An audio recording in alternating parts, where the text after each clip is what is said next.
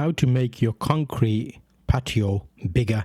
I've got concrete slabs here on my patio and it's only so wide. Look how wide I made it. This is an after shot. In this video I'm going to show you how I was able to get an extra line added to my patio to make it bigger. I'm going to be going through this step by step. I put a time lapse on to share the video with you, and it is one of those tasks that I'm doing as part of my small city house project, and it was fairly straightforward for me, but I'm hoping you can see this and see how much work it involves. So sit back, relax, and let me show you the process of making your patio concrete bigger. So you can see already I cleaned up the location. It's very important at this point to put down plastic. You'll see that big black plastic sheet on the floor, and that acts as a weed membrane. So if you remember my video about stopping weeds growing through your patio slab gaps, the plastic membrane makes a big part in that. There will be different levels of your ground. So what you see here is me actually putting down little extra rubble, stones and bricks just to raise the ground up to act as like a MOT type one. If the space is very high, you're basically adding down slabs, and you'll see here I had the old big giant slabs. It's like 3 foot by 2 foot, so I put a couple of them down on the side and then slowly leveled them out to the best option. You want a bit of a runoff, and this is how I'm extending it. So I was able to get the slabs from the garden. You can check online, sometimes people put them online like Facebook or somewhere where you can pick up more slabs, and I was left with a little bit of an area which needed a bit of adjustment, so a smaller slab. So I had to think about how to do that. It can be back-breaking work, so take your time, do it in different days.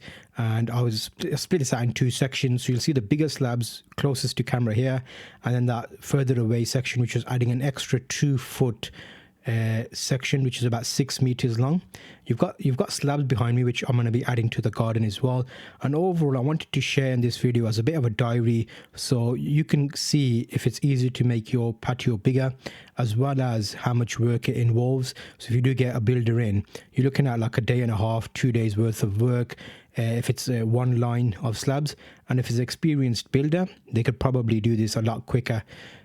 So I was just doing it as a DIY project. The main thing here is getting rid of the grass, leveling out the floor, and then finding any humps and lumps, and then using your bigger wood section to level it off. I put down some sand, and that sand acted as a bit of a easy way to level off the ground.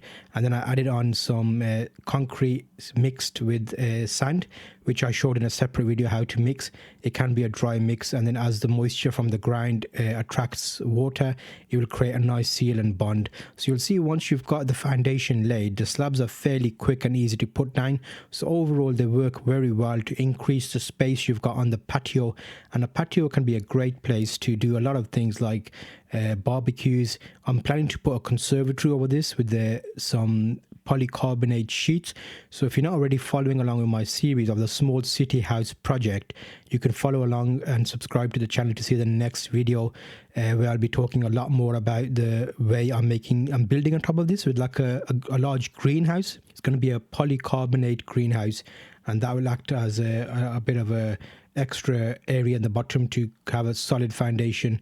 So overall I would give this process out of difficulty about a 5 out of 10, so it's halfway. If you have all the equipment, you can see that after I've got a nice section here with long bricks and long slabs, and it rained, so it gives it a nice view. Overall, definitely worth doing. I'll see you on the next video on screen, and hoping you found this experience helpful.